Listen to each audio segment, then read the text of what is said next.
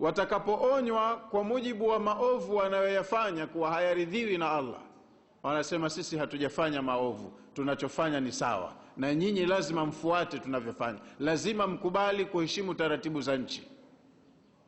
Kwa hiyo kuna watu duniani wababe, wamewahi, wametangulia. Zuri wanalijua wao, na baya ni lile wasilolipenda wao. Hawakubali kufuata maagizo mapya kutoka pengine popote zaidi ya yale waliojipangia. Watu hawa waliochanganyika kwa mtindo huu, basi hujengeka kwao picha kama sawa, madam ndo wameamua, wameshapenda wenyewe, hivi ndo wameridhika basi. Muumbaji anauliza, afanaj'alul muslimina kalmujrimin, hivyo mnadhani sisi tutajaalia waliokubali kujisalimisha kwetu wakayafuata maagizo yetu, tuwachukulie kuwa ni sawasawa na waliokosea, waliokataa kufuata maagizo yetu? Yani dini na kinginecho kisichokuwa dini ni sawa? Yani mimi nikiishi kwa mujibu wa dini ninavyotaka itakuwa sawa, lakini si lazima nifuate dini ninavyotaka. Hata nikiheshimu tu taratibu za nchi, siasa zilizopo, mila ya wazee, kwani na huku mema si ninafanya? Mungu si anataka mimi nifanye mema tu? Hata kwa huku utaratibu huu mema si yako, nitafanya, nitakuwa mwema tu. Watu hawa watakuwa sawa sawa? Yani kwa mazingira ya kihistoria alipokuja Mtume sallallahu alaihi wasallam, kama ni utajiri na watu wakarimu walikuwepo, wanaojali shida za watu wengine. Kama ni ibada, na wenyewe walikuwa wana utamaduni wao na utaratibu wa kuabudu, wanafanya ibada. Sasa kitu kipya kilichokuja kwa mtume wamekikataa, lakini wao wanataka na huyu mtume waheshimu, huyu mtume aheshimu zile taratibu zao walizozizoea. Kama ni ibada, aabudu kwa mujibu wa utaratibu wa ibada aliyoukuta.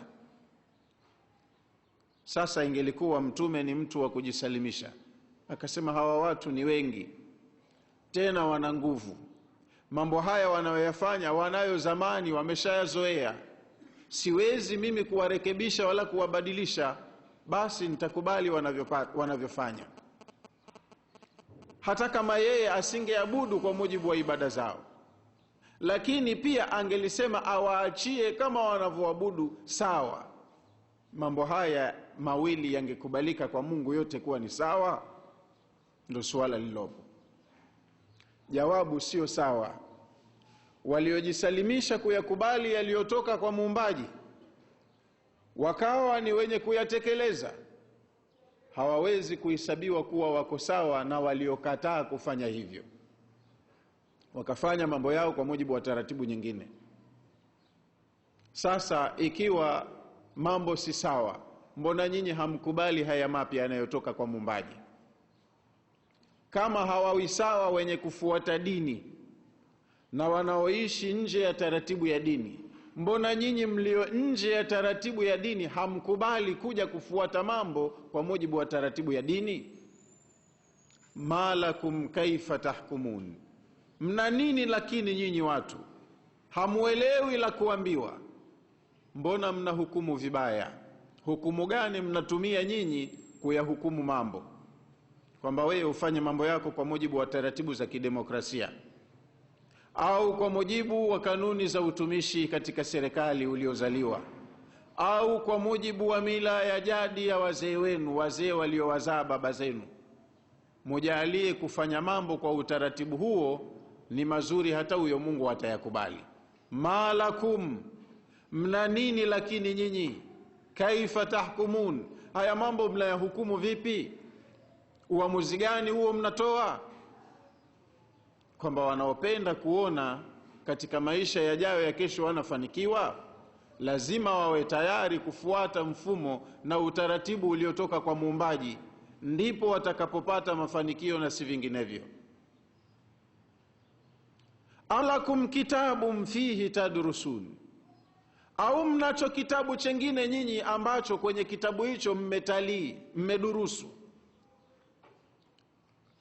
Mlipodurusu mkakuta habari gani? Mkakuta katika hicho kitabu anna lakum fihi lama takhayyarun. Ndani ya hicho kitabu chengine mumesoma mkakuta maagizo ya kwamba munaruhusika kufanya mambo mnavyokhiari wenyewe.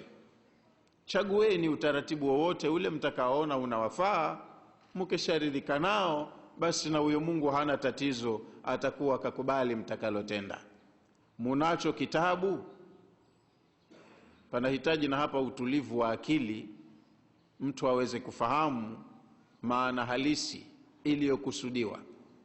Kitabu kama kitabu, wanadamu wanavyo vitabu vingi wanavyovitegemea. Hata elimu ya uchawi nayo huandikwa vitabuni na watu wakasoma, ni elimu. Kwa hiyo kuna vitabu vingi ulimwenguni vimeandikwa na mikono ya wanadamu, vina taaluma kubwa na muhimu, zinategemewa na jamii kubwa za watu waliostaarabika. Lakini Allah anapoongea kitabu, anakusudia katika vitabu anavyovitambua yeye, vilivyotoka kwake, alivyoviidhinisha yeye. Kuna kitabu chochote alichompa mtume yoyote katika zama yoyote tangu kuanza kwa ulimwengu, mumepata kuona kitabu kinachotoka kwa Mungu ambacho yeye anakitambua? Humo kwenye kitabu hicho kaidhinisha watu wa zama fulani wafuate jambo watakalopenda wenyewe? Mtume wetu sallallahu alaihi wasallam siku alipofanyiwa safari ile ya Isra na Mi'raj, alivotoka Maka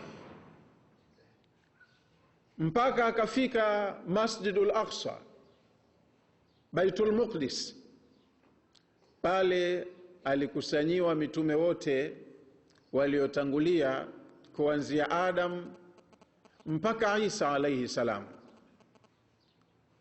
na akaambiwa asali nao rakaa 2. Yeye wakamtanguliza kama imamu. Kwa hiyo akina Adam, Idrisa, Nuhu, Hud, Saleh mpaka Isa walikuwepo wakasali rakaa 2 Baitul Muqdis. Imamu wao aliyetangulizwa mbele Muhammad. Baada ya kumaliza sala akaletewa aya pale ya Qur'ani inasema, was'al man arsalna qablaka min rusulina aj'alna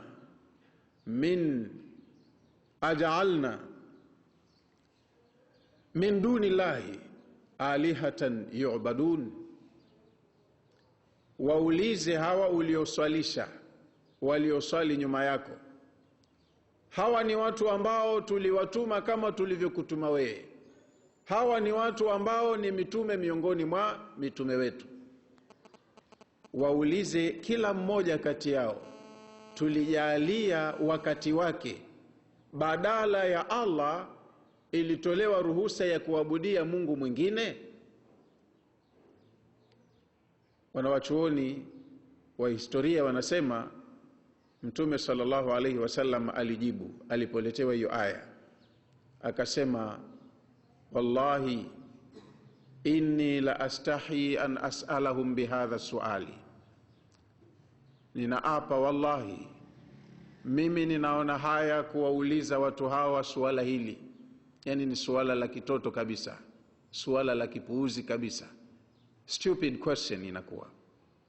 Yani yeye Muhammad anayoruhusa pale amuulize Nuhu, Idrisa, au hata kwa kuanza Adam mwenyewe na wengineo waliokuja baada ya hapo. Bwana wewe, wakati wako wewe ulipopewa huu utume, watu waliruhusiwa kufuata mila zao, mila za baba zao, jadi walizozikuta, taratibu walizojipangia wenyewe? Allah aliridhika?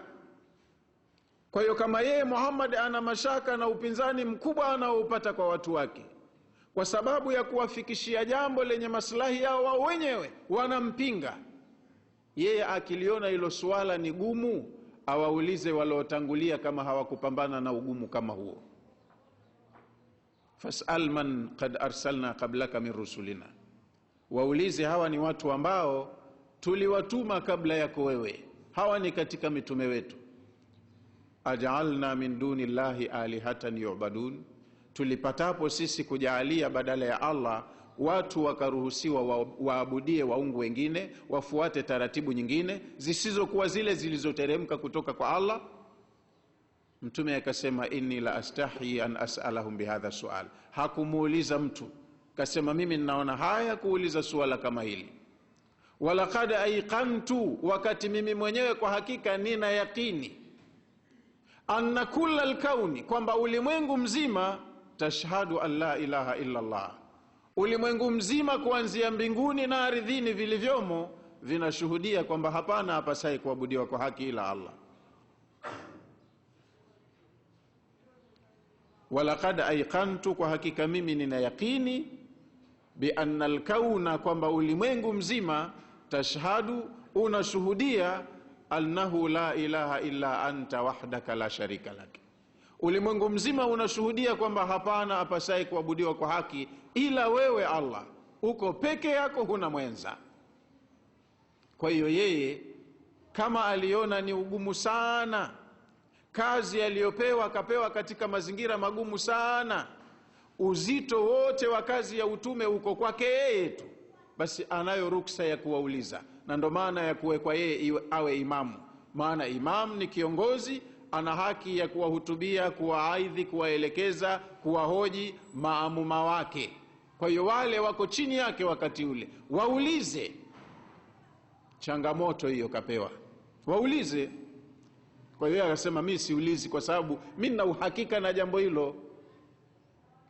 Kwa hiyo watu katika maeneo yao kila wanavyoletewa ujumbe mpya, tahadharini na kipindi hiki kigumu.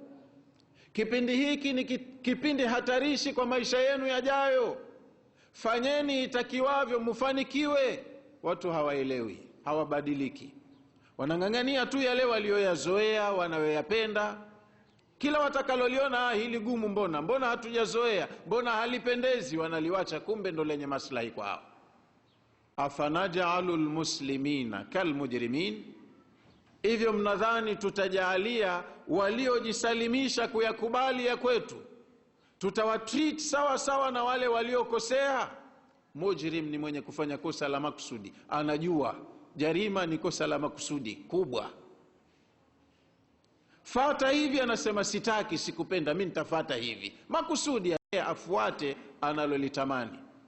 Sasa wakirudi watu kama hawa kwa Mola wao siku ya marejeo, wanafikiri watakuwa treated sawa sawa waliofuata na walioasi, waliotekeleza na waliokataa? Malakum kaifa tahkumun, mna nini nyinyi watu sasa? Ndio mnahukumu vipi hivi mambo? Kuwa mmeumbwa halafu agizo linatoka kwa aliyewaumba kakuwekeni hapo kwa lengo maalum, mnajifanya mna khiari kulikubali au kulikataa. Mnahukumu vipi mambo? Muna uwezo gani wa kufanya maamuzi ya kinyume kama haya? Amlakum kitabum fihi tadrusun, au mnacho kitabu katika vitabu anavyovitambua yeye, ambacho ndani ya kitabu hicho nyinyi mmetalii, mumedurusi, mkakuta anna lakum fihi lama takhayyarun, kwenye kitabu hicho mmeruhusiwa nyinyi kufanya jambo mnalo khiari wenyewe. Amlil insani ma tamanna, au mnafikiria nyinyi mwanadamu karuhusiwa afanye analolitamani mwenyewe? Hakuna tatizo akifanya hivyo. Amlil insani ma tamanna, au mnadhani ameruhusiwa mwanadamu afanye tu kila analotamani mwenyewe?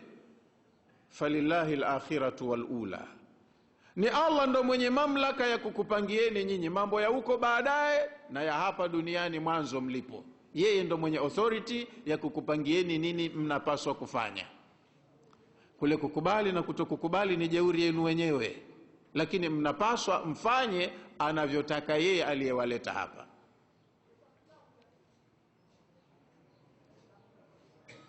Aya nyingine inayofuata akasema, amlakum aymanun alaina balighatun ila yaumil qiyama, au tuseme kwa huku kujiamini kwenu mkawa mnaendelea tu kujipangia wenyewe taratibu zenu za uendeshaji na usimamiaji wa mambo. Amlakum aymanun alaina, au mnazo dalili za kutosheleza mnazoweza kuja kuonyesha kwetu, kuwasilisha kwetu siku ya marejeo, dalili za nguvu za kwamba anna lakum lama tahkumun, ni haki yenu, mumekuwa huru nyinyi kufanya lile mnalopanga na kuamua wenyewe. Muna dalili, muna uthibitisho, muna ushahidi. Salhum, Muhammad waulize watu wanaopenda kufuata na kuheshimu taratibu zao. Salhum, waulize ayyuhum bidhalika zaimun, ni nani kati yao anachukua dhamana ya kuja na huo ushahidi mpaka kwa Mungu. Wenye kushika hatamu za uendeshaji na usimamiaji wa mambo ya nchi wanang'ang'ania taratibu zao, wanahifadhi na kulinda na kuendeleza sera zao, na wakawahutubia wananchi wao kwa kuwaambia ittabi'u sabilana wal nahmil khatayakum, nyinyi fuateni tu taratibu za nchi, kama ni makosa tutabeba sisi. Walisema waliopita zamani, na wakasema hivyo waliokuja baadaye, na waliopo hivi sasa. Kila wakiitwa kwenye haki wanakataa, wanasema hivyo kwa maneno na vitendo. Fuateni taratibu za nchi, lazima muheshimu taratibu za nchi.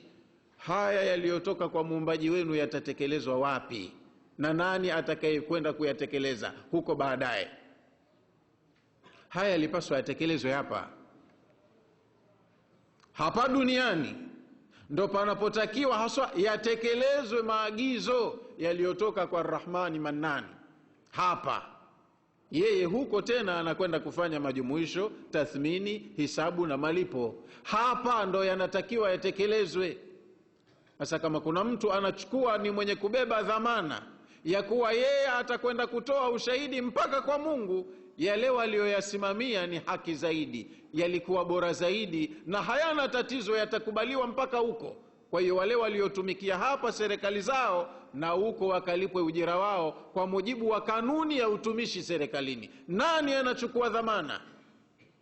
Salhum, waulize ayyuhum bidhalika zaimun, ni nani dhamana wa kulisimamia hili tangu hapa mpaka huko kwa Mungu? Am lahum shuraka, au tuseme wanao washirika. Yani shuraka, kama Mungu hayuko peke yake huyo aliyeumba, anao na wasaidizi wake, washirika wake, wao ndo waliotoa authority, waka authorize hizi taratibu zetu zinazotumika sasa. Hazina tatizo, ziko okay, mnaweza mkaendelea nazo. Falyatu bishurakaihim in kanu sadiqin, wacha wawalete basi hao washirika wao waliowakisia kuwa wanao ushirika na Mungu mkuu, na wawalete leo mpaka siku ya kiyama. Falyatu bishurakaihim, wacha wawalete washirika wao, in kanu sadiqin, kama wanachodai ni kweli, kama ni haki hivyo wanavyofanya. Kwa hiyo leo wanafanya watakavyo, lakini hayaishii hapa. Haya masala kuna mahala yatakomea. Huko ambako yataenda kukomea masala haya, Allah anasema yauma yukshafu an saqin, kuna siku inakuja watafedheheshwa watu. Yukshafu an saqin, saqun ni muundi, hii sehemu kutoka kwenye goti mpaka kwenye vifundo ndo inaitwa saq, muundi kwa lugha ya Kiswahili. Sasa yukshafu an saqin, utakunjuliwa huo muundi. Lakini hii ni lugha tu katika misemo ya Kiarabu. Waarabu wakisema kashfu saqi, wanakusudia kukikashifu kitu, kukifichua, wakakiweka wazi. Kama kuna mtu alikuwa na mambo yake yamefanywa sirini, uhakika wake, ukweli wake haujulikani, siku hiyo itakuwa iko hadharani na ukweli utadhihiri. Hapa walikuwa wanazungumzwa watu haswa ambao wanaelewa nini wanachokipinga, lakini walikuwa wana sababu zao binafsi zilizowafanya wakipingi kile wanachokipinga ambacho ni cha kweli. Hapa tunaingia hata sisi wenye dini, watu wa leo ambao uhakika haswa nini dini inataka tunaelewa, lakini kwa sababu fulani tunaona si lazima tuende kama dini inavyotaka, japo uwezekano upo. Hapa panatosha kwa sababu ya maslahi mawili matatu. Ndio maana tumegawika sana, hatuna kauli moja, kwa sababu kila mmoja anakuwa ana favorite interest yake mwenyewe anayoiangalia. Watu wakagawana waumini, kila mmoja na mitazamo yake. Basi tuungane pamoja, watu hawataki. Anahisi mimi nikiungana na wale maslahi yangu yatatoweka. Hapa mimi na waumini wangu 200 mambo yanaenda sawa sawa. Nikichanganya na yule mimi sina sifa kama yule. Mimi yale mahitaji yangu, maslahi yangu yatakuwa yamepotea, sikubali. Kwa hiyo yeye maslahi yake yako mbele. Kwa hiyo watu wengi wanasema na wengineo wanasema kwa lugha ile ile ya Muhammad, na wanatenda kwa utaratibu unana na alivyotenda Muhammad, lakini hapafikiwi ufanisi kwa sababu ya vile vitu vidogo vidogo vilivyojificha. Sasa kuna siku Allah subhanahu wa ta'ala anasema atakwenda kuwakashifu watu mambo yao yale ya kina, ayaweke hadharani, kama aya tulizopita Allah alivyosema anajua mpaka yaliomo moyoni, yaliyofichikana zaidi kuliko siri. Kwa hiyo leo tupo tunasema, tunatenda, lakini kila anayesema anasema vizuri, huwezi kumkamata kwenye usemaji, anachosema ni sawa sawa. Hata mashekhe wakishindana 2 watatu, wote wataongea kwa aya, hadithi za mtume, lakini hawakubaliani. Aya zinawaagiza shikamaneni, wao wanasema hilo swala muhali, haliwezekani. Haya, huyu Mola wenu anawazimu akuamrisheni jambo lisilowezekana? Kwa hiyo ikiwa hawa wasemaji wote wanasema kweli, lakini hawawezi kuwafikiana, zitakuwa ziko sababu ziko nje ya uwezo wetu, hatuzielewi. Siku hiyo mwenyewe ndo ataenda kuziweka wazi kwamba hawa walikuwa ndani hawafikiani, huyu alikuwa na sababu hii na huyu alikuwa na sababu hii, kwa sababu innahu alimun bidhati sudur, yeye anayajua yaliomo nyoyoni, haangalii yanayofanywa waziwazi. Kwa hiyo yauma yukshafu an saqin, kuna siku ambayo watu watakwenda kufedheheshwa, siri zao zitawekwa wazi, aibu zao ziwe hadharani. Wayudauna ila sujudi fala yastati'un, na watatakiwa watoe sijda moja tu, hawataweza kufanya hivyo. Khashi'atan absaruhum, macho yao yatakuwa dhalili, wanyonge sana. Tarhaquhum dhilla, ule udhalili utakuwa umewazidia, umewagubika.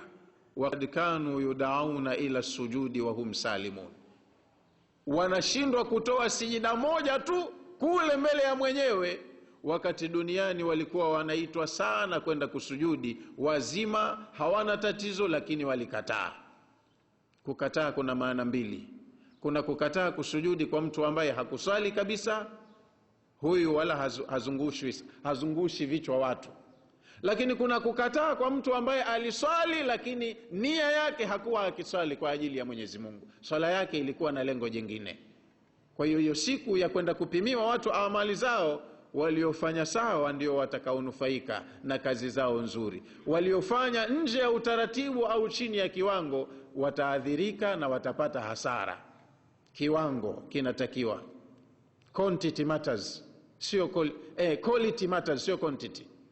Allah anaangalia uzuri wa kazi zake, uzuri wa maamuzi. Waliofanya sawa ndio watanufaika na uzuri wa kazi zao.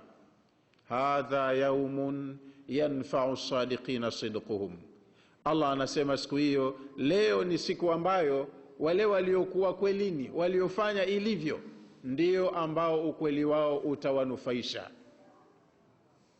Ambao waliharibu kazi zao wakafanya mambo kwa taratibu nyingine, lazima siku hiyo wawe tofauti na watu waliofanya sawa.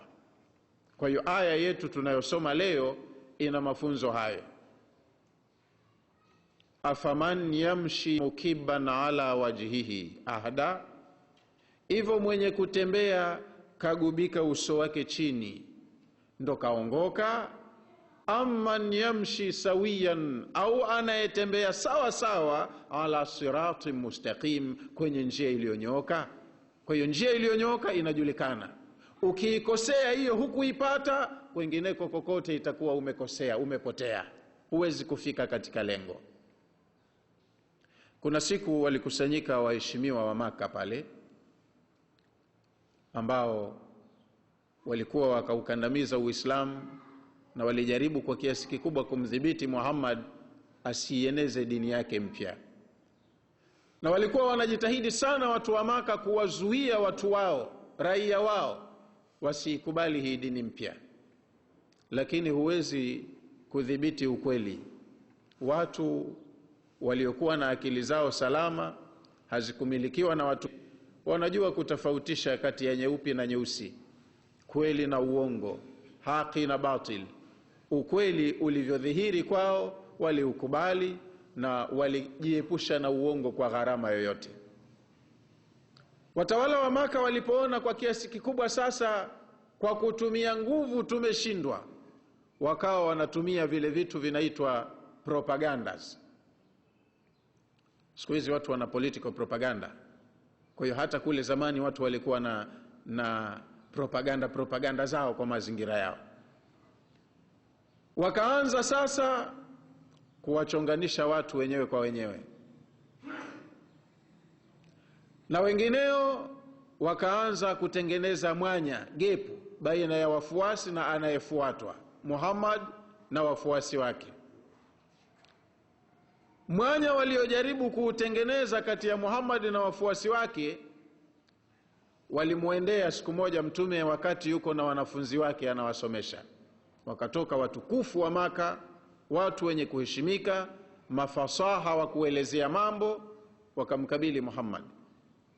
Wakamwambia, ya Muhammad, ala yu'dhika raihata haulai, hivi tuseme hii harufu ya hawa haikukeri? Harufu ya wale watu maskini, wanyonge, wenye kutia viraka, nguo yao inafuliwa labda kwa majani tu ya porini na tunda hivi, sabuni pia hawamiliki. Kambia, kwa nini unakaa na watu hawa? Hata hii harufu yao, jasho lao halikukeri? Maana hiyo ni kampeni ya kusema kwa yeye na utukufu wake, yani yeye wanampa sifa, wanamtukuza kidogo.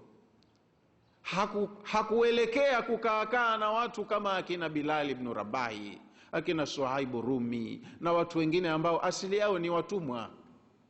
Wamekuja huku hawana hali, hawana mali, si watu ambao wanadhifu, watu duni. Kwa nini wewe upoteze wakati wako kukaa na watu hawa duni? Sasa kama unataka sisi tukae na wewe, tuongee na wewe, wafukuze basi hawa wafukuze. Sisi tutakuja, tutakaa na wewe, utatufahamisha dini yako, tutaelewana, hapana tatizo. Inafanyika mara nyingine vitu kama hivi.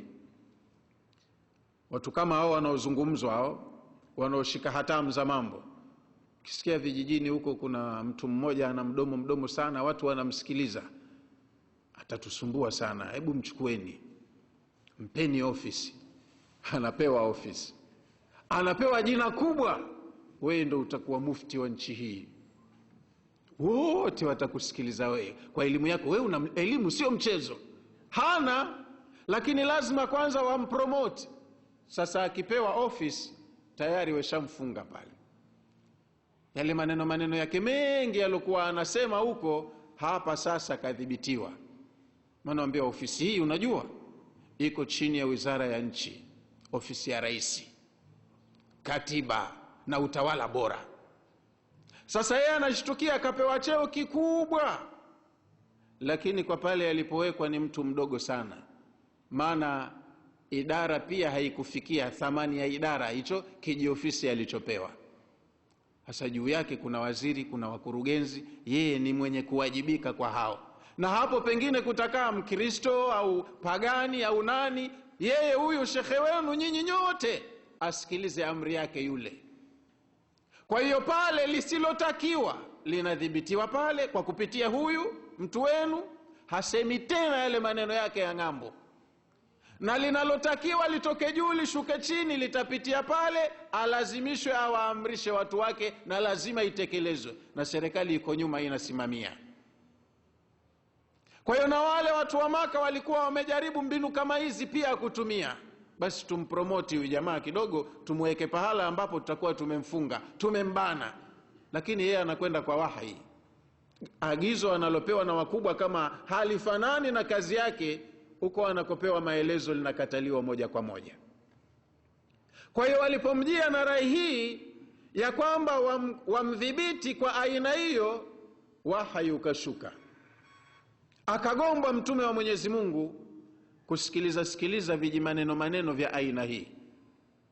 Akaambiwa, wasbir nafsaka maa alladhina yad'una rabbahum bilghadati walashi yuriduna wajhahu wala ta'du aynaka anhum turidu zinata alhayati dunya wala tuti' man aghfalna qalbahu an dhikrina wattaba'a hawahu wa kana amruhu furuta wa qul alhaqqu min rabbikum faman sha'a falyu'min waman sha'a falyakfur inna a'tadna lidh-dhalimina naran ahata bihim suradiquha wa in yastaghithu yughathu bima'in kalmuhli yashwi alwujuha bi'sa ash-sharab wa sa'at murtafaqa. Wasbir nafsaka, subiri, vumilia wewe mwenyewe binafsi, wewe mwenyewe mtume wetu, vumilia. Kama ni umasikini, sisi tunakuona wewe maskini, nao jamaa waliokuja hapo